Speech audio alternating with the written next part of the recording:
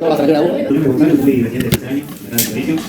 Hoy vamos a ver un poco de introducción al tórax, clásicas TC y vamos a ver algunas patologías más frecuentes. Sí. Soy igual, así que hagan preguntas si quieren hacer un poco. Mestas Núñez Marcos, marcos.mestas@italiano.org.ar. Bueno, esta clase es del doctor Marcos Mestas, que es el 7-4 que hoy puede estar, así que la voy a estar dando yo, para manera que todos los datos. Bien, ¿cuáles son los objetivos? Vamos a tratar de aprender cómo ver una RX de tórax normal, tanto la técnica como una sistemática, cómo nos vamos a orientar para mirarla. Vamos a identificar los patrones radiográficos más frecuentes y vamos a tratar de hacer un poco de introducción a la tomografía con los patrones que existen, cómo diferenciarlos. Bien, bueno, cuando hablamos de tórax, en imágenes principalmente, vamos a tener dos métodos que son más fuertes. Por uno la RX, que es el método más común, el método clásico, que tiene un uso todavía muy alto, y la tomografía fundada, que es el método más sensible, más específico hacia la mayoría de las patologías torácicas.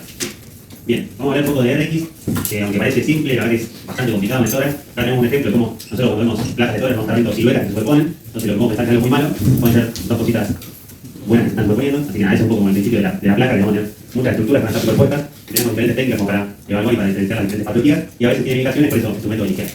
Bien, como dije, es un estudio muy solicitado de la placa de tórax, porque está muy disponible, tiene un costo muy bajo, y nos da una aproximación inicial, aunque tiene sus ventajas, que tenemos superposición, es difícil de interpretar, más de lo que parece, y es la mayoría de las patologías tiene baja flexibilidad y sensibilidad. Bien.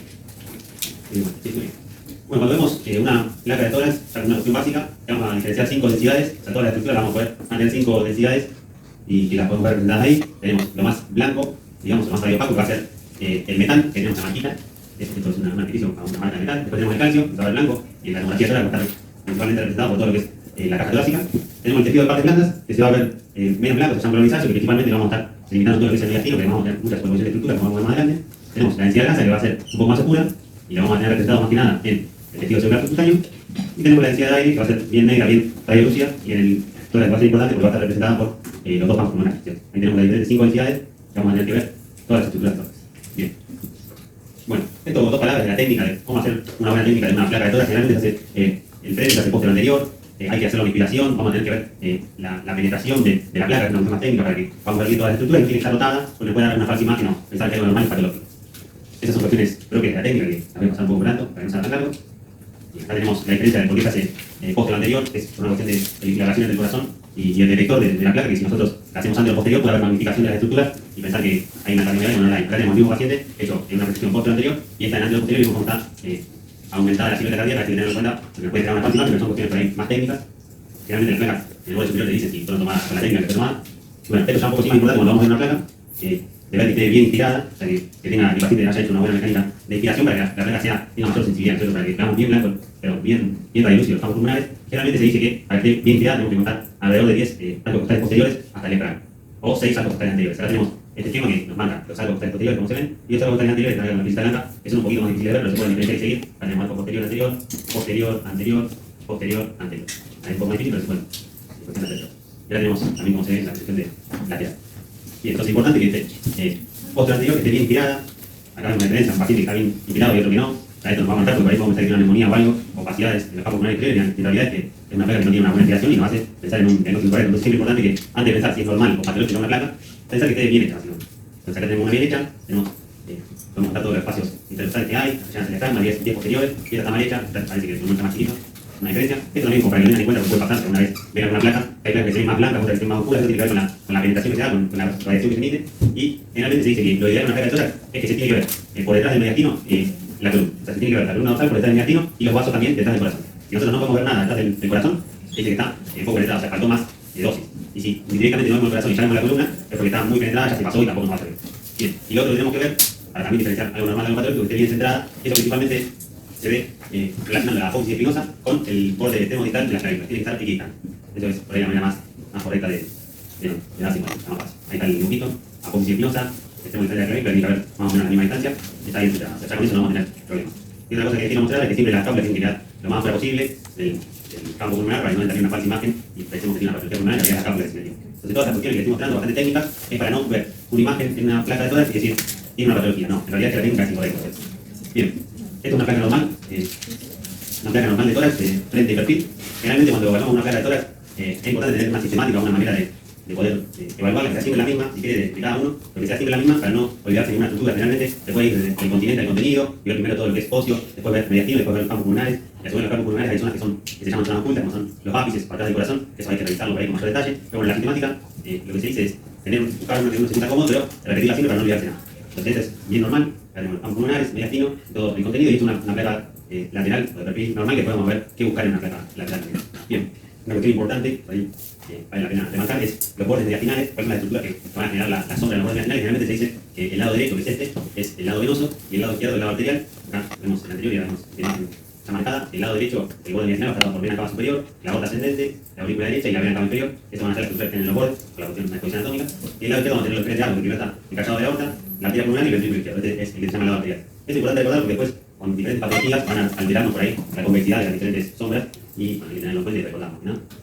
Bien, y una cuestión clave, cuando vamos a ver cualquier imagen, es recordar la anatomía básica a nivel del pulmón. Es bastante simple, por ahí lo que hay que recordar. Obviamente, importante el pulmón derecho, que tiene dos fisuras que lo vienen, entonces vamos a tener tres lóbulos, superior, medio y inferior. En cambio, en el pulmón izquierdo tenemos una sola fisura, tenemos el lóbulo superior y el lóbulo inferior. Entonces se puede ver obviamente en la imagen, y lo que tenemos en la placa, que es como una sola imagen y hay superposición, es que nos va a costar, o sea, no hay que confundirse y decir, bueno, tengo una imagen acá, es el lóbulo inferior, acá el lóbulo medio y acá el lóbulo superior. Eso sería un error porque, como vemos acá en este esquema, hay parte del lóbulo inferior que llega suprailiar y está más arriba que parte del lóbulo superior. Entonces, si nosotros tenemos una imagen acá, pensemos que tenemos una imagen acá atrás, y en la placa se va a ver bastante alto, pero va a corresponder, puede ser al lóbulo inferior. Entonces, siempre para ubicarnos, tenemos que ver el par radiológico y tenemos que tener algunos signos que vamos a ver que nos permitan diferenciar o ubicar bien dónde tenemos la lesión. Obviamente es importante. Entonces, ahí tenemos cómo se supone, este sería el lóbulo inferior, este sería el lóbulo superior, ya tenemos toda esta zona que es superposición, y también tenemos el lóbulo medio que se supone que se pone bastante complejo, es decir, en qué lóbulo está solo con una posición diferente. Lo que se hace generalmente para simplificar es se divide en tres campos, o sea, tercio superior, medio, inferior, y se le pone como una lesión en el tercio inferior. Y no estamos hablando de ningún lóbulo, ¿cierto? A menos que tengamos un frente y un perfil. Bien, el pulmón izquierdo es un poco más simple, pero lo mismo, el mismo concepto. Que está arriba no quiere decir que sea el lóbulo superior y que está abajo el inferior. Acá tenemos el lóbulo superior, hasta donde llega el nivel inferior, y acá tenemos lo mismo para el lóbulo inferior, toda esta zona es de superposición. Entonces, nada, esto es un concepto como para tenerlo en cuenta. Bien.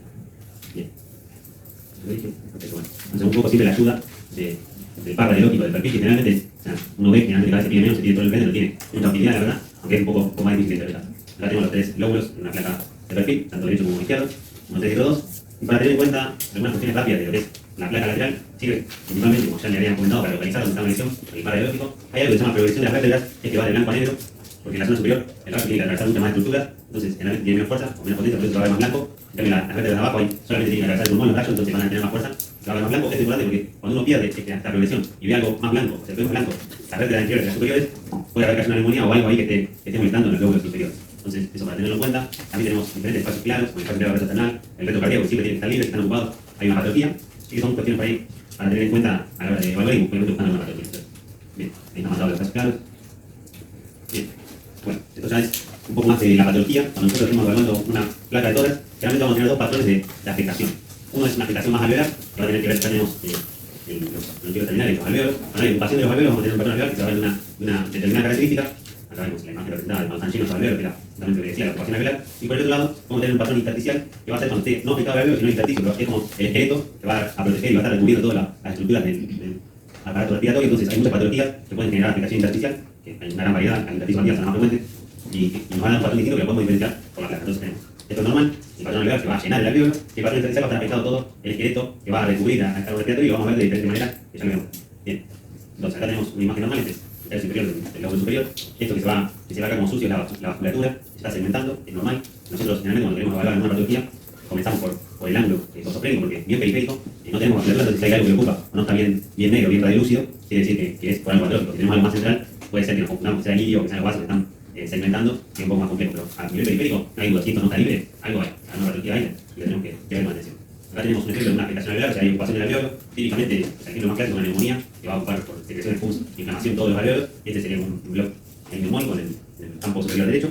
Y un patrón intersticial que ya tiene que ver con diferentes patologías. Este es un ejemplo de una insuficiencia cardíaca, que una afectación aguda da un patrón intersticial con una afectación de tipo liso. Hay un endosarquito liso, que es una línea de Kerrin, que es bastante conocido, son como todos los endosarquitos, sin palitos perpendiculares acá en la parte periférica. Que bueno, es característico por ahí de cantidad. Ahí como tenemos un patrón liso o septal. Por otro lado puede ser más reticular, como más así todo, que se ve como si fuera una red. Acá con la diferencia entre esto, está todo en red bien intersticial. Esto ocupa todo el alveolo y esto que es bien liso. Son tres patrones diferentes que se hacen en la placa. Este patrón así en red, que es un patrón reticular, generalmente se asocia a patologías como la fibrosis pulmonar, que son patologías serias, pero bastante graves como el no. Bien, ahí tenemos entonces para repasar los diferentes patrones, bastante complicado, pero bueno, es como la semiología básica de qué buscar cuando hay una opacidad en una RX de todas. Bien, este es un resumen. alveolar es más algodonoso, tiene como más una afectación como la que vimos, más consolidativa, una opacidad más clara, y la intersticial es como más lineal, más reticular, como más en red, es un poquito más difícil. Bien, bueno, eso es lo que ya contaba, de ver bien periférico porque no es vascular. Bien, bueno, acá tenemos un ejemplo, dos ejemplos de patrones alveolares. Esta es una consolidación, un bloque neumónico, que podemos decir, tiene una opacidad homogénea que afecta todo un segmento, y por el otro lado tenemos una aplicación también de alveolo, que está ocupado, bien algodonoso, tiene opacidades que afectan los dos campos pulmonares, que esto puede ser ahora un COVID efectivamente. Pero bueno, este es el patrón de tipo alveolar que más frecuentemente cuando hay ocupación alveolar es por procesos agudos, generalmente infección es el primer diagnóstico. Y acá tenemos cómo se ve, tiene una diferencia con los patrones intersticiales. Toda esta afectación reticular, como en red, esto es un paciente que tiene fibrosis, y bueno, un poco para que vean la semiología básica de cómo diferenciar uno de los por ahí, es medio raro. Lo que les decía, tener en cuenta que siempre en la placa de tórax tiene alguna alteración y piensan que tiene una ocupación algo en el pulmón, vayan a ver esta zona, que es la zona periférica, porque no hay vasos acá puede ser el hilo, esto puede ser meatino o ganglios, pero para ver el pulmón en la zona periférica, si hay algo ahí, es en el pulmón, en la pleura, en su efecto, pero para ver el parénquima es la zona en la que menos vaso o menos afectación, interferencia con otra estructura vamos a tener. Bien. Bueno, un signo muy importante, por ahí más clásico de la radiografía convencional, es el signo de la silueta. Tenemos marcas de signo que cuando tenemos dos estructuras que tienen una densidad similar y están en contacto, no se pueden diferenciar entre sí. O sea que los bordes enteros se van a borrar. ¿Para qué nos sirve a nosotros este signo? ¿Para qué no? Porque nosotros, obviamente, como les contaba antes, nos cuesta diferenciar, delimitar lesiones, porque están todas afectadas a nivel anterior posterior. Entonces, cuando por este signo, que si está en contacto se borra, podemos diferenciar, está más anterior, está más posterior, más medial o más lateral. O sea, podemos ver en qué lóbulo está, y ahora les muestro un par de ejemplos para que lo entiendan. Bien, ahora tenemos un ejemplo, voy a hacer un poco. Del lado, en el pulmón derecho, el lóbulo medio es el que está en contacto con el corazón, ¿cierto? Es un proceso por ahí que es importante. Entonces, cuando tenemos una neumonía en el lóbulo medio, una consolidación en el lóbulo medio, va a borrar la silueta cardíaca del lado derecho, el borde cardíaco derecho. Entonces, acá tenemos esta consolidación, que es una neumonía, y entonces decimos, ¿está en el lóbulo inferior o en el medio? No lo podemos diferenciar en una placa. En realidad no podemos, pero tenemos este signo que nos ayuda un montón. O sea, si nosotros tenemos, como en este caso, que está medio borrado toda la parte cardíaca y el diafragma está bien delimitado, lo más probable es que esté en el lóbulo medio, porque el lóbulo medio está en contacto con el corazón, y el lóbulo inferior es contacto con el diafragma. Entonces, el diafragma está bien, el corazón borrado, es una neumonía en el lóbulo medio. O sea, el signo de la silueta nos sirve para ubicarnos cuando tenemos dos estructuras de la misma densidad que están en contacto. ¿Por qué? Porque se borran sus contornos que estarían más definidos. Acá tenemos un perfil y vemos cómo está la neumonía en el lóbulo medio, viene en relación anterior con el corazón. Bien. Acá tenemos otra neumonía, otra consolidación que pueden ver bien acá, que está en contacto con el corazón porque borra también todo lo que es la sombra cardíaca. Entonces, vemos acá este ejemplo, está bien delimitado todo el borde cardíaco, está por el ventrículo izquierdo, y esta imagen no lo podemos diferenciar. ¿Por qué? Porque tenemos una consolidación en la língula. La língula es una estructura, son segmentos del lóbulo superior que están en contacto con el corazón, y cuando se afectan, en placa nos van a dar este signo, que es el signo de la silueta. Y vemos la placa lateral, que nos va a confirmar. Y acá vemos otra neumonía, otra consolidación en el pulmón izquierdo, pero en este caso, todo el borde cardíaco está libre. Entonces, ya sabemos que no está en la língula, porque si estaría en la língula, estaría borrado. Y como está atrás, y está respetado, o sea, no está borrado el borde mediastinal, lo más probable es que esté en el lóbulo inferior. Y obviamente, el diagnóstico lo vamos a hacer. ¿Puedes dejar el zoom? Sí, perdón. Sí, estoy mirando la pantalla. Y entonces, muestro consolidación en contacto con la silueta cardíaca está en la língula. Pero anatómicamente está más en contacto. Vemos acá como tenemos dos consolidaciones abajo en el pulmón izquierdo, una contacta con el corazón, borra la silueta, el signo de la silueta, la otra deja la silueta bien marcada, entonces está atrás. Neumonía lóbulo inferior, la otra en la língula. Ese es como concepto básico. Bien. Otro tipo de consolidación es la telectasia. La telectasia cuando pierde el volumen del pulmón puede ser por un montón de causas. Generalmente va a ser un diagnóstico diferencial bastante ubicado. De si es una consolidación infecciosa o es una telectasia. Hay algunos signos, la telectasia van a trasladar más, van a desplazar fisuras, pero bueno, esto por ahí es un poco más complejo. Acá tenemos una imagen que es una telectasia del lóbulo superior, que como está consolidado tiene como esta convexidad por ahí bastante clásica y como tironea a todas las estructuras de ese mismo lóbulo, que esa atracción no la va a hacer una neumonía, porque una es por ocupación y otra es por colapso. Es distinto el mecanismo. Lo vamos a pasar, porque no vamos a tardar mucho. Después que le paso la presentación igual. Otra cuestión, otra patología frecuente que vamos a ver en la placa de tórax, que es un pedido para frecuente, es el derrame pleural. Cuando nosotros hablamos de derrame, en una placa tenemos que pensar que el derrame va a ir siempre, como está separado, va a ir siempre a los planos más de equilibrio. Entonces nosotros tenemos una placa de frente y decimos, si está libre no tiene derrame, no. ¿Por qué? Porque el plano más de equilibrio del pulmón está acá, posterior. Y solo se ve en la placa lateral. Entonces eso para tener en cuenta. Cuando tenemos volúmenes pequeños, como más o menos 100 mililitros, no vamos a ver, van a pasar totalmente desapercibidos en la placa frente, porque va a estar en el lugar de equilibrio, que está acá, bien atrás y posterior, en la placa lateral. Recién cuando tenemos de 200 a 300 mililitros, que es un poco más significativo, vamos a empezar a tener signos de derrame en placa frente, que generalmente se pide. ¿Y cuáles son esos signos? Es el borramiento de la fisura, del seno postopérico. Entonces vemos que en vez de tener un ángulo agudo como acá, va a empezar a borrarse, como acá, cuando es más grande va a haber una mayor ocupación, una opacidad que viene bien periférica, y cuando es total, vamos a tener todo ocupado con un colapso del pulmón. Entonces, la principal diferencia, tienen que recordar que el ángulo agudo clásico que hace la fisura del seno postopérico no lo vamos a tener porque vamos a tener líquido. Nosotros no vamos a ver la pleura en la placa generalmente, pero sí vamos a poder ver estos signos indirectos que no van a estar ocupados. Bien. Acá tenemos un ejemplo, en el primero de acá, vemos cómo tenemos el seno postopérico libre, bien agudo, acá no está tan agudo, o sea que ya tiene algo de ocupación muy mínima, y acá ya vemos cómo está todo ocupado, todo esto es líquido, o sea, tendría que estar así, bien negro, y está todo lleno de líquido, entonces no tenemos el ángulo agudo. Ese es el signo por ahí más clásico para ver el pleural, y se presenta generalmente en las placas laterales. En las placas laterales, vemos cómo tiene una mayor profundidad, y nos va a servir un poco más para ver derrames más chicos. También podemos ver la fisura, se puede ver derrames fisurales, acá tenemos la fisura bien finita, la fisura misma, y este paciente que tiene derrame, tenemos todo un tratamiento de la insulina y todo el derrame para acá. O sea, la regla obviamente que sirve, pero generalmente vamos a tener solamente la. Acá tenemos un derrame mucho mayor, tenemos este lado, también el ángulo del seno porteniano izquierdo, y el lado derecho está velado, o sea, está ocupado, tiene toda esta concavidad hacia arriba, toda esta ocupación y todo listo, ¿cierto? Otra cuestión que ya es un poco más compleja, cuando tenemos todo un inhibidor opaco, vamos a tener diferentes diagnósticos diferenciales y vamos a tener algunos signos que nos permitan diferenciar, como van a ser si se tracciona la tráquea o las estructuras diafinales hacia ese lado, como puede ser una telecasia, o si se la desplaza al lado lateral, como puede ser en un derrame masivo. Entonces, ya cuando tenemos aquí todo blanco pulmón, pues se vuelve un poco más complejo y tenemos que ver otra estructura o signos indirectos, generalmente vamos a ir a la tráquea. Si está para un lado, vamos a entrar a telecasia, si está para el otro lado, que la están buscando, vamos a entrar a derrame. Y el otro gran diagnóstico que hace generalmente con la placa es el neumotórax, que es bastante complejo.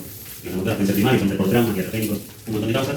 Generalmente lo vamos a ver como un aumento del espacio virtual que hay entre la pleura parietal y la visceral. Vamos a tener un aumento que va a ser más radiolúcido, o sea, va a haber más negro que normal. Es difícil verlo, porque diferenciar entre negro y muy negro a veces se pone complicado en la placa, pero tenemos algunos tips como para ir a buscar. En este caso, tenemos este paciente, en este lado, vemos ahí mostrando con la flechita, tenemos toda esta zona que está más opaca que esta, y el tip más importante para buscarlo está más negro, más radiolúcido, que este, que casi todo el pulmón colapsado, no sé si lo pueden diferenciar.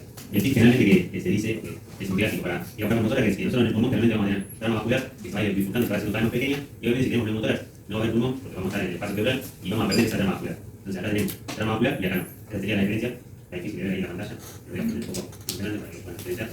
A ver si no lo vuelvo a igual así. Ahí se ve un poco mejor. Tenemos acá, por ejemplo, acá vasculatura y acá está más radiolúcido, perdón, bien negro y no hay estructura vascular, no hay nada. Esto es para el signo para demostrar el neumotórax. Y si tenemos suerte también se puede ver la línea de la pleura visceral que tiene muy finita, con un pelo, pero se puede ver para decir, bueno, acá está despegado y le podemos dividir los grados según el tipo de aplicación del grado que se ve. Bien. Y a este paciente de acá, a ver si alguien se anima. ¿Cuál es el lado aplicado? El izquierdo, perfecto. Este tiene ya un neumotórax hipertensivo, es una urgencia médica. Como damos cuenta, tiene afectado todo el pulmón, está todo negro, acá no hay pulmón, está todo espacio pleural y está desplazando la tráquea y todas las estructuras del resto de mediastino y también el pulmón contralateral, está desplazando hacia el contralateral. Entonces, esto está creciendo presión y es obviamente una urgencia médica, ¿cierto? ¿Es que la base izquierda qué es? ¿Cómo? Acá. Sí. Esto está planado el diafragma hacia abajo con la misma presión que ejerce presión hacia todos lados. La mediastino para el otro lado y el diafragma para abajo. Se tenía que ver así, bien incrustadito y no se ve porque está empujado. Y acá lo tenemos en el estómago. Vamos a ponerlo de nuevo en esta posición y se mueve. Bien, y el hilo neumotórax es cuando tenemos combinación de líquido con aire, ¿no es cierto? Generalmente quitamos una placa de frente, el líquido va a bajar y el aire va a subir, entonces eso nos va a ayudar a localizar. Este es un signo por ahí bien radiológico cuando nosotros tenemos una duda si la lesión es parenquimatosa o pleural. El signo del ángulo es bastante simple y es una aproximación para ver si la lesión está en la pleura o en el parénquima. Generalmente, cuando la lesión es pulmonar, va a dar un ángulo agudo con la pleura y va a tener bordes bien definidos. Por el contrario, cuando la lesión es pleural, nos va a dar un ángulo obtuso en la pleura y no vamos a ver todo el borde definido, solamente el borde definido, no sé sobre el pulmón. Es un signo que está buenísimo, que ayuda y que hay que tener en cuenta porque es fácil de recordar. Entonces acá tenemos una lesión nodular, una opacidad que tiene un ángulo bien agudo y podemos ver casi todos sus bordes bien definidos, eso está dentro del pulmón. Por el contrario, tenemos esta lesión, tiene un ángulo bien obtuso, solo vemos el borde interno, lo más probable, la mayor sospecha es que esto sea algo pleural, o extrapulmonar, para decirlo de alguna manera. Y acá esta lesión también, una lesión re grande, pero tiene más el borde obtuso, vemos solo el borde interno, no el resto. Esto es algo que no es de parénquima, sino que es extrapulmonar. Bien, vamos a ver de nuevo. Entonces, esto un poco ya para cerrar con placas, vimos bastante de Reiki. Importante ver la técnica para no hacer un diagnóstico de una patología en un paciente normal, pero mal hecha la placa. Hacer un análisis estructurado, ver bien, primero de la cola hacia adentro, primero lo óseo, después el medicino, después el pulmón. Siempre comparar con los pulmones, ver la tráquea y ver bien las estructuras más difíciles, como son el ángulo posoprénico. No sé si tienen alguna consulta particular, yo creo que la clase son algunas cuestiones muy particulares, por ahí las que hay que recordar. Pero más que nada para que tengan un pantallazo general de qué hay que ver cómo ver una placa de tórax. Es un método simple, pero que tiene su complejidad. Bien, vamos a seguir. ¿Qué tienen ustedes? Quinto. Bien, vamos a hablar ahora de tomografía. Bien, tomografía, en tórax se puede decir que es como el método para elegir siempre que tengamos alguna duda o una patología, una patología particular. Generalmente la placa nos puede ayudar, pero es muy difícil que una placa tenga un diagnóstico definitivo. Generalmente el diagnóstico es haciendo tomografía. Tenemos un montón de técnicas para hacer una tomografía. Puede ser con contraste, endovenoso sin contraste, puede ser angiotomografía, que es cuando queremos evaluar la estructura vascular como la aorta, la arteria pulmonar, por ejemplo, pacientes que tienen sospecha de TEP. Ya vieron clases de todas las patologías, patología aórtica aguda la semana pasada, así que algo de haber visto. Y bueno, a nivel general, la tomografía también tiene densidades. Nosotros cuando vemos una estructura, vamos a decir que es hipodenso, isodenso o hiperdenso, comparándolo con otra estructura. lo vamos a medir en unidades de Stanfield, y generalmente obviamente tenemos una mayor capacidad de discriminar diferentes estructuras que no teníamos en la placa, de unas 14 soluciones parciales circulares, y ahí tenemos la escala de Stanfield, que tiene base 0 en el agua, que se va a ver, digamos, gris, y después tenemos hacia la izquierda grasa y aire, que se van a ver más oscuros, más hipodensos, y hacia la derecha, líquidos, diferentes estructuras parenquimatosas, órganos, que se van a ir cada vez más claras, hasta el hueso, y el metal, que se van a ver blanca o caliente, se dice tomografía. Bien, lo que tiene bueno la tomografía es que nosotros podemos ver diferentes cortes, vamos a tener el corte axial, que se va a ver una rodaja, que lo tiene de característico, que nosotros lo vamos a ver como de abajo. Entonces, yo estoy viendo acá, esto va a ser derecho y esto de izquierdo, a diferencia de que uno podría pensar lo distinto. También tenemos cortes coronales que vamos a pensar algo y vamos a tener algo derecho y algo izquierdo, y cortes sanitarios que nos van a dar algo anterior y algo posterior, como vamos a entender.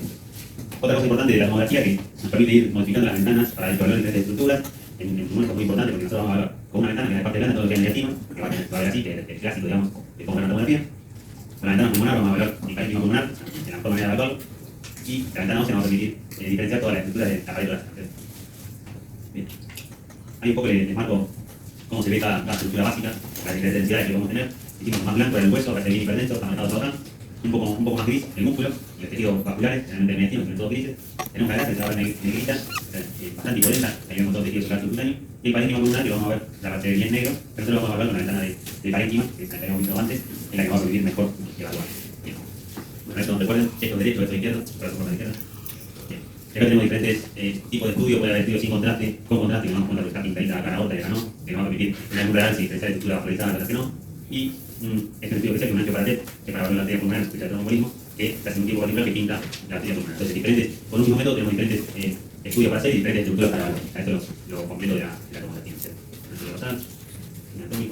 Bueno, recordar cuestiones básicas de anatomía, que yo le había dicho un poco que todo el pulmón estaba recubierto por el intersticio. El intersticio puede ser peribronco vascular, que se va a ir acompañando toda la segmentación del líquido pulmonar, puede ser intralobar, o sea, dividiendo los lóbulos, centrilobular, que se van metiendo los lóbulos secundarios, después tenemos, se van dividiendo diferentes lóbulos que van a ser los interseptales, digamos, y también subpleural, todo bien pegadito a la pleura. Entonces, el intersticio está siempre y según cómo se ve afectado, lo vamos a ver distinto en la tomografía y ya con una mayor resolución. Este concepto por ahí de la tomografía importante, que es el lobulillo secundario, que tiene esta forma hexagonal, que es la unidad básica pulmonar. Acá vamos a tener diferentes grupos de alveolos, o sea, tiene vía aérea, tiene vascularización arterial, tiene la vascularización venosa que va a ser periférica, esto característico. Recordemos que la arteria sigue a la vía aérea, pero la vena no, en el pulmón, o sea, se segmenta arteria, vía aérea, y la vena va por otro circuito, y los linfáticos también van a estar recorriendo, generalmente tanto periférico como central, y esto lo vamos a ver en diferentes patologías representadas. Entonces, el lobulillo secundario tiene esta formita, va a estar formada por una arteria central, un centrilobular, por la vía aérea, el núcleo terminal, los diferentes acinos, también lo tienen todos los alveolos, que se va a dar el intercambio gaseoso, y va a estar rodeado por el intersticio, que va a ser la estructura de sostén de toda la estructura pulmonar.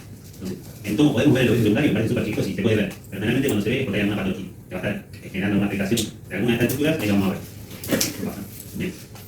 Entonces, acá tenemos un corte axial de tomografía y vemos que tenemos todos marcados el lobulillo secundario, acá se ve el lobulillo viene hexagonal, y esto que se ve en los aires es todo esto, que es el intersticio intralobular, que va a estar enlosado porque esta patología es una sobrecarga hídrica, un paciente que está a una falla que está reteniendo líquido, y lo que pasa con esa sobrecarga hídrica es que el líquido se va a meter acá en el intersticio interlobar y se va a enlosar. Entonces va a ir marcando todo el lobulillo secundario, y generalmente si no, no se va a ver. Bien, ¿qué tenemos que hacer cuando vemos una tomografía de tórax? O sea, ¿qué paso tenemos que ir para verla correctamente, para hacer una buena semiología y hacer un diagnóstico? Primero determinar el patrón predominante. El patrón va a ser, como se ve en el tema, la lesión fundamental. El patrón va a ser la lesión fundamental que va a tener ese pulmón. O sea, ¿qué va a hacer? Hay diferentes lesiones, pero la vamos a ver, y el patrón predominante va a ser y que nos va a indicar qué posible patología puede ser. La localización es muy importante, la combinación de todo, patrón y localización, muchas veces nos va a permitir hacer el diagnóstico. Si tiene hallazgo asociado, obviamente más allá del parénquima, como que tiene GAN, que tiene RAM, va a ser un montón. Y obviamente siempre es fundamental la clínica del paciente para ver una tomografía, porque no es bastante específico. O sea, con la clínica se puede arreglar mucho y no se puede complicar. Bien, bueno, hay bastantes patrones de tomografía. La idea no es que aprendo todo ahora, vamos a hacerlo bastante por arriba. A grandes rasgos, tenemos dos fundamentales, que es cuando hay un aumento de la atenuación, algo que va a estar más blanco, o disminución de la atenuación, que sería algo que esté más negro. Después tenemos cuando hay nódulos, nodulitos, y cuando hay una afectación intersticial del retículo e intersticio que le mostramos que estaba rodeando el lobulillo secundario. Entonces son como los cuatro grandes grupos de patología en el pulmón, son grupos muy grandes. Y bueno, el más común o el más frecuente es cuando vemos un aumento de la atenuación del pulmón, que cuando tengamos generalmente sabemos ahí ocupación del alveolo. Como se veía, opacidad en el RX, también la podemos ver en la tomografía, y el vídeo inmediato es uno de los patrones más clásicos. Generalmente habla de una afectación aguda, de patología más aguda, y cómo se define es una opacidad, un aumento de la atenuación en el pulmón que no tapa los vasos que hay por debajo. O sea, nosotros cuando tenemos una consolidación, todo lo que esté por debajo, los vasitos, la estructura normal del pulmón va a estar tapada. En cambio, cuando tenemos bien mirado, se puede seguir viendo por debajo. Esa es la gran diferencia, que es como sería una ocupación en parcial. Ahí podemos ver que está la ocupación, pero vemos vasito acá, vemos cómo está viendo el pulmón todo normal, solo que está muy blanco. Bien, acá tenemos un mirado más importante, bilateral. Este sería el pulmón normal, bien negrito, lleno de aire, y acá está ocupado el alveolo, bien mirado. Esto podría ser tranquilamente una infección biliar, ¿cierto? Acá tenemos otro tipo de distribución de mediado y ver la distribución, pero para que guarden la imagen, cuando hay un aumento de la animación y es por ocupación de verdad. Bien, esto lo dije, una activa aguda. Esta es la definición de la consolidación. La consolidación parece con más robusta, ¿cierto? Afecta todo y no se ve lo que hay abajo. No sabemos si hay vacío, si hay nada. Ya tenemos bien mediado, nosotros vemos abajo cómo se distribuye todo el pulmón. Cuando hay una ocupación total del alveolo, se colapsa. Consolidación no se ve, vasculatura no se ve nada. Esto es lo más común que se da por un bloque pulmón, una neumonía, que todos los virus, toda la inflamación ocupan el alveolo completamente y se ve así como una consolidación. Ya tenemos otras consolidaciones, son bilaterales en alveolos inferiores. Acá dos focos de consolidación. Otra más, aquí, más. Y el diagnóstico diferencial de cuando hay una consolidación es la telitasia, que era también que el alveolo se ocupaba y se achicaba, pero no porque está lleno, sino porque se colapsó. O sea, no se llenó de algo, sino que se colapsó. Y puede ser de forma pasiva, con un derrame pleural que empuja, por algo que ocupando el bronquio como un tumor, que son las dos causas más frecuentes, y esto ya es raro, no vale la pena por ahí, bien, entonces, consolidación versus telitasia, algo de lo más difícil para ir a diferenciar, y sí, importante en tomografía, diferenciar el vídeo mediado de consolidación, que uno es cuando hay ocupación parcial del alveolo y el otro cuando está todo ocupado o colapsado. No, o sea, esto está en la parte plana. Nosotros generalmente cuando evaluamos un pulmón lo evaluamos en todas las ventanas y se puede ver para diferenciar. La telitasia, por ejemplo, acá se usa la ventana porque quería ver el derrame. Si vos querés ver el derrame en la ventana del pulmón es más difícil. Entonces, lo que quieren mostrar es que esta telitasia que está acá, que se va a ver así en la ventana, o sea, así bien blanco en la ventana del pulmón, es secundario al derrame que nos busca afuera. Entonces no pensamos que por un tumor o algo que hizo una telitasia obstructiva como acá, sino que por el derrame. O sea, usamos todas las ventanas para ver la diferente estructura. Y esta propiedad acá se usó parte plana porque para ver el tumor y el se viene. Acá hay un tumor y esto es obstructivo. Acá va el bronquio bien lleno de aire y acá el bronquio para el alveolo superior está tapadito porque hay un tumor creciendo en el aire. Y como es un tumor en la vía aérea, no pasa el aire, y si no pasa el aire se colapsan todos los alveolos y da una telitasia acá del alveolo superior. Eso es un poco lo que marca ese mapa. Bien. Bueno, acá ya esto lo vemos un poco visto, patrón reticular, hay un montón de formas de que el servicio se afecte, todas distintas, todas nos van a servir para un diagnóstico de distinto. Lo que sí les quiero remarcar es que para que vean la diferencia con una imagen, cuando el alveolo está ocupado se ve de una manera y cuando ese ejercicio se ve todo, está más lineal, se ve más como en red, o sea, se nota que está apretado afuera del lobulillo y no adentro, ¿cierto? Se puede diferenciar bien. Y algo por ahí importante es el patrón de panelización, que suele interno, que es poner todas intestitos, poco de fibros, generalmente están bien periféricos, este patrón es característico de fibrosis, o sea, cuando hay hígado y tiene cirrosis, es fibrosis, está terminal. En el pulmón es cuando tiene panelización. Si tiene panelización tiene fibrosis y la fibrosis tiene un mal diagnóstico. O sea, porque es una patología que progresa y tiene muchísima explicación. Recuerden que hay este patrón asociado a fibrosis, como recuerdan los nódulos cirróticos asociados a la patología crónica del hígado. Bien, otro patrón que es bastante, para ahí, un punto aparte, que son los nódulos. Cuando tenemos nódulos, nosotros lo podemos diferenciar según la ubicación. Generalmente hay tres tipos donde se ocupen, pero no me voy a meter en esto, solamente para que sepan cómo se puede ver un pulmón con nódulos. Para que les voy a mostrar. Estos son fáciles, tienen el problema. Pero lo que sí nosotros vamos a diferenciar es si el nódulo está bien adentro del oblicuo secundario o si toca el intersticio. Ya con esa diferenciación, si toca el perilinfático, o sea, toca el intersticio, está adentro del oblicuo, ya nos marca toda patología muy distinta. O sea, generalmente cuando es en el oblicuo es más infeccioso. Y cuando está más en el perilinfático, que es acá todo rodeando, son otras causas más raras. Entonces, solamente con la imagen nosotros podemos diferenciar ya grandes grupos de patología como para hacer el diagnóstico diferencial. Ahí vemos, y lo básico, o sea, lo más básico que se dice para diferenciar es ver la pleura. Acá tenemos la cisura. Si está libre, se fija que es en el oblicuo. Si está afectada como acá, llena de novitos, pensamos en algo perilinfático. Ya con ese simple paso de ir a ver la pleura libre o afectada, tenemos todo un grupo distinto de patología ya como para desterrar un grupo completo o otro. Bien, ahí tenemos algunos ejemplos como la sarcoidosis, que puede ser lo más común en el perilinfático. Bien, vamos a pasar esto. Y bueno, y cuando hay baja donación también tenemos un montón de patologías. O sea, puede haber enfisema, que es muy frecuente en la queja, puede haber quistes, puede haber un montón de causas, puede haber dilataciones de los bronquios, que son las bronquiectasias. Este cuadrito un poco resume todas las causas. Y algo de más difícil, que acá encuentro es cómo diferenciar un quiste de un enfisema. Generalmente, o sea, a una infección teórica, los quistes van a tener paredes y el enfisema no. El enfisema va a tener una alteración va a tener una alteración todo de la vía respiratoria terminal y tal, que afecta toda la arquitectura y no va a tener paredes bien delicadas. Pero a veces puede ser difícil diferenciar. Recordad que el enfisema está muy asociado al tabaquismo, entonces nosotros podemos ver si el paciente fuma o no, con ver la imagen más allá de tener antecedentes y no la vez. Bien. Bueno, esto es un poco las cuestiones básicas de la tomografía. Estos son los diferentes patrones, son difíciles de diferenciar. O sea, recuerden los grupos que hay, tampoco la idea de esta clase es que salgan recordando todos los patrones para que tengan una aproximación general. Si les interesa, obviamente que ahí lo que va a hacer Pablo, que ver. Recuerden que generalmente cuando hay virus mediado o consolidación, lo más frecuente es pensar en una infección, cuando hay panel, pensar en fibrosis. Y bueno, esto es un poco para tener en cuenta esta frase que le gusta más que la clase, que es que solo pueden ver lo que realmente está preparada para comprender. Son un poco en imágenes, es súper real porque uno no va a denunciar algo que no conocemos de nuestra biografía. Y vamos a parar, no sé si tienen alguna pregunta, no sé cómo contesto de ahí, 5 minutos más. A ver, vamos a ver un poco, bueno.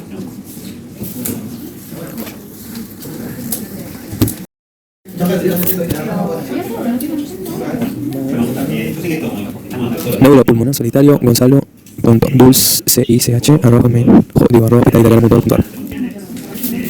Pero la idea es darle un pantallazo general de cómo es el trabajo con imagen para tener en cuenta si vas a comparar que este para unas cuestiones fundamentales y ver un poco cómo se aborda la patología del diagnóstico por imagen.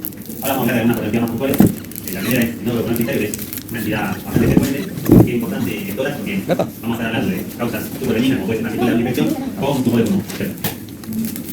Entonces, un poco, acá tenemos la teoría de los diferentes nódulos pulmonares secundarios. ¿Cómo se define un nódulo pulmonar secundario? Es una lesión única, que está rodeada de parénquima sano y mide menos de 3 centímetros. Esa es la definición. Tenemos causa benigna y causa maligna. Las malignas son las más frecuentes, generalmente son granuloma, son secuelas de infecciones viejas, el hematoma, que es un tumor benigno, que va a tener características particulares, que vamos a ver que se viene más y que se va a mover. Y obviamente, la que siempre tenemos que descartar es son causas malignas con cáncer de pulmón, principalmente. Entonces, la idea es un poco repasar algunas características que nos van a pensar en cuándo un nódulo puede ser benigno y cuándo maligno.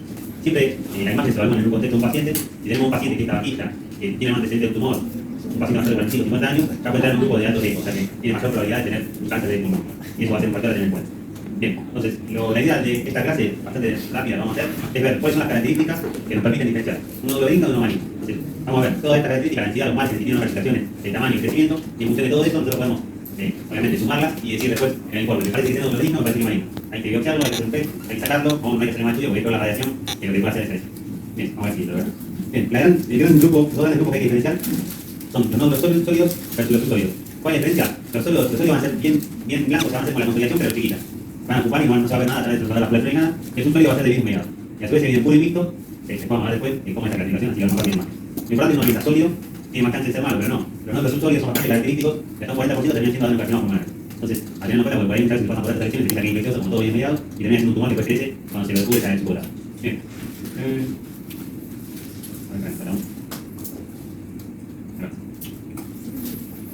Bien, entonces, acá tenemos tres nódulos pulmonares que tienen tres características distintas. Tenemos el nódulo sólido, que no se deja ver estructurado abajo, bien blanco se ve. El nódulo mixto, que va a tener parte sólida y parte en vidrio mediado. Recordemos que el vidrio mediado es un aumento de la inflamación, pero que se ve en la estructura abajo, que es un vasito, otro vasito. Y el nódulo vidrio mediado puro, que es bastante difícil de ver, fíjense, solo un aumento de la inflamación leve y deja ver los vasitos y la estructura pulmonar de abajo. Yo les hago una pregunta. ¿Cuál de ustedes piensan que tiene más probabilidad de ser un tumor? O sea, hay 10 sólidos, 10 mixtos y 10 puros. ¿Cuál es el que más chance o más porcentaje tiene de ser un cáncer? Este.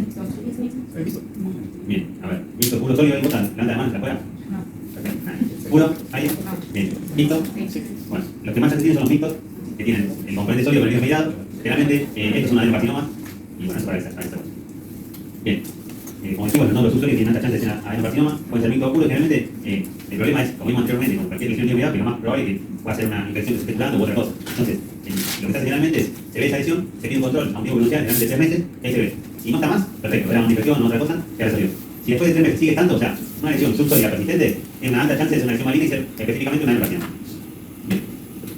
Entonces, lo importante es ver, en el control también, si hay cambios en el tamaño y la animación. Generalmente los persistentes van a ir siendo cada vez más grandes y lo peor es que la parte sólida, que es la parte pasiva del tumor, va a ir creciendo cada vez más. Y eso obviamente va a ser cada vez más masivo y más peligroso. Bien, otra característica importante a tener en cuenta, ya vimos la densidad, vamos a ver el tamaño. Si tenemos un nódulo que tiene menos de 4 milímetros, ahí creo que hay 0% de malignidad. O sea, nada. Por el contrario, tumores, todos los nódulos mayores de 20 milímetros tienen una alta chance de ser malignos. Entonces el tamaño tiene una importancia fundamental para tener en cuenta para ver estos nódulos. Más de 20, mucha chance de ser malo, menos de 5, casi nada. Otra cosa importante, por ahí nosotros lo hacemos mucho, es ver si tiene una lesión clasificación, como en la mama o en otros órganos. Si tenemos un nódulo clasificado, vamos a buscar algún patrón que nos indique que ese nódulo es bueno. Y si alguno puede ser que tenga alguno de los tipos de clasificación. Si tenemos un nódulo que tiene un calcio grande central, vamos a ir a una secuela benigna. Si está todo clasificado entero, también, ¿no? Probable que sea algo benigno, secular, hay que estarlo ahí. Y si tiene estas clasificaciones así como irregulares, como en POC que se llaman, son características de una lesión que va más adelante y también es benigno. Entonces, buscar también esta asociación entre el tamaño, la densidad y las clasificaciones. Otra cosa muy importante es ver los márgenes. Esto sí, cuando vemos un nódulo que tiene márgenes irregulares, como este que vamos a ver acá, bien logradito, o sea que tiene como contornos así regulados, espiculados, mucha chance de que sea maligno. Acá vemos más como forma de corona, este es un tumor grande y es obviamente maligno por la característica que tiene bien lo que te dice nódulo especulado. Nódulo especulado, acá. Por el contrario, el criterio de benignidad, cuando es bien redondito, de bordes bien regulares o suaves, eso es más objetivo de que es algo benigno. Si encima de este tenemos maligno, está todo clasificado, más chance todavía, ese no hay bien que se vino ni nada, directamente se dice benigno a otra cosa. Bien. Otro ítem morfológico es el crecimiento. Generalmente los tumores tienen un tiempo de duplicación que va entre 300 a 400 días. Esto es bastante raro decirlo así, pero a nivel práctico, si tenemos un tumor que crece muy rápido, o sea, en un mes creció, se duplicó, vamos a ver que no sea tumor o sea algo muy progresivo, o sea, muy pasivo. Porque si crece rápido, vamos a pensar que es infeccioso. Si está 2 años y no crece, vamos a pensar que es algo benigno. O sea, el tumor tiene que ir creciendo progresivamente, ¿cierto? Entonces, esa es como la manera de ir pensándolo. Si crece muy rápido, es otra cosa. Si no crece, es otra cosa. Si crece progresivamente en un tumor, obviamente en un tumor adulto, pero no probable que sea humano. Bien. Hallazgos asociados, el más clásico de todos los hallazgos asociados es la retracción pleural. El tumor invade estructuras, va creciendo y en ese crecimiento toca la pleura y la retrae hacia el tumor. Acá vemos un ejemplo, una lesión que tiene bordes lobulados, especulados, la vemos más grande, y vemos como la pleura tendría que ser como esta, bien, como una cosita que viene acá, bien homogénea, bien, siguiendo el mismo trayecto, en una parte hace como un piquito porque el tumor lo está ocupando. O sea, eso es una retracción pleural y en ese contexto es altamente sospechoso el somático, ¿cierto? Otra cuestión que puede pasar es que tengamos un nódulo que está cavitado. ¿Qué significa que está cavitado? Que tiene aire adentro. Cuando tenemos un nódulo cavitado, tenemos que ver dos cosas, fundamentalmente. Por un lado, las paredes. Si tienen paredes gruesas, probablemente sea mal, no siempre, probablemente. Y lo más importante es ver cómo está el resto del pulmón. Si tenemos el resto del pulmón con todo bien pegado, movimiento, consolidaciones, muy difícil que sea una cavidad o un nódulo cavitado con tanta afectación alrededor. Entonces, lo más probable es que pensemos en algo infeccioso, como una tuberculosis. Gracias, la imagen de tuberculosis. Por otro lado, si está el nódulo solo cavitado y alrededor está todo limpio, no hay ninguna afectación, lo más probable es que sea algo ahí, sea un tumor. Entonces, importante ver el parénquima, está solo, malo, está haciendo otros hallazgos en el resto del pulmón, lo más probable es que sea. Bien. Acá tenemos algunos ejemplos de nódulo benigno. Este es el nódulo clásico, que ya lo mencioné una vez, ya se lo acuerdan, que es el amartoma, ya lo acá, que son nódulos, que tienen dos características principales. Una que tiene grasa. Nosotros dijimos que la grasa sería por debajo de la densidad de agua, o sea, el más negro, como el de subcutáneo, y acá vemos cómo esta lesión tiene grasa. Si encontramos nódulo con grasa, lo primero que hay que pensar es un amartoma. Y eso es bueno porque es una lesión benigna que no crece y no molesta. Puede crecer, pero no molesta, o sea, no invaden a la benigna. Y el otro que va a tener características son estas clasificaciones, así como pizarras, que se le dice clasificaciones en Popcorn, y que son también características propias del amartoma. Entonces, tenemos una lesión de vuelta de grande, pero tiene calcio, de tipo glucósico, y tiene grasa, lo que hay que pensar amartoma y no hay que seguirlo más. O sea, no hay que hacer más tomografía por eso es bueno. O sea, benigno y chao. Otras imágenes de lesiones benignas, lesiones bien redondeadas de bordes regulares. Esta tiene una calcificación central grande, es un granuloma. Esta también está clasificada plenamente. Otro granuloma, no se recordar, ver los bordes, el calcio, unir todos los criterios para decir esto es bueno o esto es malo. Acá tenemos otra lesión que tiene bordes reguladitos, algunas articulaciones, se llaman de feos, tamaño grande y retrae la pleura. Tiene mucho criterio para algo malo. Esto es una lesión maligna. Bien. Acá tenemos otra lesión que tiene también un tamaño importante, tiene como toda esta especulación alrededor, bordes regulados, está generando aplicación de parénquima adyacente. Eso también es una lesión maligna. Importante, los criterios oncológicos para ir diferenciando y poder pensar esto es bueno o esto es malo. Y siempre respecto al paciente, el paciente es un paciente de alto riesgo, va a tener más chance de que sea malo. Manejo de los nódulos, hay un montón, es todo un capítulo, porque nosotros decimos, bueno, tiene el nódulo, y el médico que lo recibe dice, bueno, ¿qué hago ahora? Lo veo, lo sigo, está maligno, ayuda. Entonces, diferentes días que según el tamaño y las características, nos van a decir, este lo tenés que biopsiar, este lo tenés que usar, este hay que hacer un PET, este hay que seguirlo, este hay que seguirlo más. Entonces, hay un montón de guías, cada una se adapta más a algunas cuestiones particulares, pero saber que existe. Bien, eso es el nódulo pulmonar. No sé si alguien quiere contar algo, o sea, es bastante, es complejo, pero el concepto simple es para imágenes, para características morfológicas, que nos permiten diferenciar una lesión buena de una lesión mala.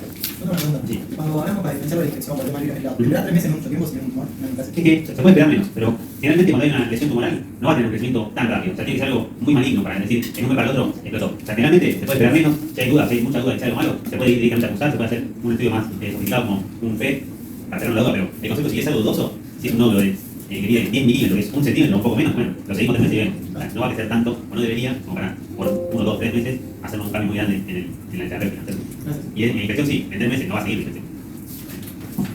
Bien, bueno, vamos a ver dos cositas del pulmón, porque ya un poco es lo que estuvimos viendo hasta recién. Si tenemos todas esas características, vamos a pensar. Hacer el pulmón como una diapositiva. Ahora vamos a ver un poco en general. ¿Por qué hablamos de cáncer de pulmón? Porque el segundo cáncer más frecuente y es el primero causa de muerte a nivel mundial. Y a su vez, obviamente, tiene un alto impacto a nivel de morbio y mortalidad. Tenemos factores de riesgo modificables y no modificables, ya sabemos, el modificable más conocido el tabaquismo, hay otros. Realmente está descendiendo la incidencia de tabaquismo en la población, por eso está bajando un poco también de a poco la incidencia del cáncer de pulmón, pero bueno, todavía no se ve tanto el ¿no? Bien, el cáncer de pulmón se divide en dos grandes grupos, que es células pequeñas y no pequeñas. Estas son una división citológica, realmente según la etiología del tumor, como cualquier tumor en cualquier parte del cuerpo, va a tener implicancias pronósticas y de tratamiento, o sea, según qué tipo de tumor sea, cada vez más cuestiones no solamente de anatopatología, sino también de inmunoquímica, ir a buscar genes particulares y todo para hacer tratamientos bien directos, esto cada vez avanza más, y cada vez la división entre los tumores es más grande, o sea, cada vez hay más tumores con nombre propio y que se atacan directamente con algún fármaco particular. Pero esta es la división grande, células pequeñas no pequeñas, las células pequeñas son tumores neurotóxicos, y después tenemos diferentes tipos, como el carcinoma y los famosos, que son los tumores más frecuentes. Bien, hay formas de diferenciar por imágenes una de carcinoma de un carcinoma epidermoide, que son los más frecuentes, no 100%, pero tenemos un montón de hallazgos que nos pueden hacer pensar que esto va a ser un carcinoma, esto va a ser un epidermoide. Algunos de ellos, el adenocarcinoma generalmente está más periférico en el pulmón, el epidermoide está más central, más cerca de la vía aérea, el epidermoide está muy asociado al tabaquismo, y en el adenocarcinoma pasa algo que es un poco lo que estaba mostrando sin decírselo cuando le veíamos los nódulos pulmonares. Arranca característicamente con lesiones precursoras, como pasa por ejemplo en el cáncer de cervix, en el cáncer de colon, arranca lesiones que son displásticas, que se ven como poquitos chiquititos, bien mediado puro, como les mostré antes, después eso va a ir en algunos casos progresando y se va haciendo cada vez más invasivo. Y cada vez más invasivo significa cada vez más componente sólido, cada vez una morfología más fea, más articulado, por más regulado, retracción pleural y todo lo que estuvimos viendo, va a ser como el ciclo de cómo va a ir, una lesión bien chiquita, una lesión invasiva. ¿Por qué es importante saber esto? Bueno, realmente para ustedes, no tanto, pero para nosotros estar informando tomografía y ver esto a diario es importante porque no es lo mismo agarrar una lesión cuando está en estadio temprano que agarrarlo cuando ya es grande, con todo articulado, que sabe cualquiera, ¿cierto? O sea, más chico, pero no, sería la traducción. Bien, acá tenemos ejemplos de los diferentes estadios del carcinoma, lo que decía. No es lo mismo agarrar esto, decir que es un tumor, que agarrarlo acá, que ya está invasivo, ya está en la pleura y puede ser que tenga afectación a instante. Entonces, estos generalmente son los que van a buscar, se van a seguir, no, tampoco nadie va a operar un video mirado, ¿cierto? Se va a seguir, pero ya no tiene estas características, un nódulo bien mirado persistente, sospechamos que esté en el pecho de la adenocarcinoma, ¿sí? Después va agarrando cada vez más algo sólido, tiene más crecimiento sólido, cada vez más mixto, hasta que se hace un nódulo bien grande y invasivo. El epidermoide, como les dije, generalmente está más relacionado con la vía aérea, también más frecuentemente está cavitado, cada vez un nódulo cavitado grande, con todo el pulmón parece mancharse sano, porque está epidermoide. Bien, esto para que lo conozcan realmente. La estadificación, la imagen es muy importantísima, la estadificación, generalmente hay que hacer una parte 6 o un PET, según lo que haya disponible, porque ya sabemos que la estadificación nos da el poco pronóstico, pulmón hace metástasis frecuentemente en las suprarrenales, en el cerebro, en el hueso, en el hígado, entonces tenemos que evaluar todos esos órganos. Generalmente se hace una imagen de cerebro, cuerpo entero y medicina copiar en algunos casos que para evaluar la afectación alveolar del paciente en el pulmón, ¿cierto? La aplicación, el N, digamos. Esto para que lo vean rápido, el TNM último que se usa para hacer el estadio, el D de tumor, el N de ganglios, el N de metástasis, como cualquier tumor, con todos los TNM, no vamos a meter en eso. Esta es una división de los ganglios del mediastino, bastante complejo, pero en cáncer de pulmón nos va a servir porque según el lado afectado, como vemos en la imagen de este lado, vamos a ver que según si se afectan estos ganglios, si pones acá va a ser N1, pero casi incluso para el otro lado cambia totalmente el estadio. Entonces va a ser importante y bastante difícil, que bueno que uno se sabe dónde ir a buscarlo, se tiene que buscarse, tampoco es hay que saberlo, por eso conocer el concepto de poder hacer una clasificación correcta para hacer un manejo correcto. Bien. Bueno, entonces lo que decía, mientras más chico el tumor, N0, mayor la sobrevida. Entonces, el desafío, obviamente, de la medicina es ir a buscar los tumores, no descubrir pacientes que tienen cáncer como están en estadio 4, sino ir a buscarlos en chiquito. Hay diferentes, ya en Estados Unidos están usando un montón de métodos de screening en pacientes de alto riesgo, que quizás hacen tomografía de baja dosis, que buscan tumores en estadios iniciales y están viendo un impacto positivo, obviamente, porque después un montón de cáncer en estadios iniciales y iniciales. Bien, este es un paciente en un PET, básicamente para demostrar la forma de ir a buscar, de practicar un paciente. Acá tenemos la lesión primaria, en el lóbulo superior donde es, como capa en el PET, y donde se metástasis el pulmón, hacia el hígado, en el hueso y en la supra. En este caso, vemos la supra, como tiene aumentada, está engrosada y tiene aumentada el metabolismo, acá se ve en el crudo del PET, o sea, ya este es el tallo avanzado con metástasis, ¿cierto? Bien, entonces, de esto, recordar el nodo pulmonar solitario, los criterios para identificar benigno y maligno. Si hablamos de maligno, hablamos de cáncer de pulmón, y cómo las imágenes tienen un rol importante en el diagnóstico, en la clasificación y en el seguimiento post-tratamiento de estos pacientes. Esto sería un poco esta parte de la clase. No sé si quería hacer una pregunta, mini pausa y ya vamos con la última clase.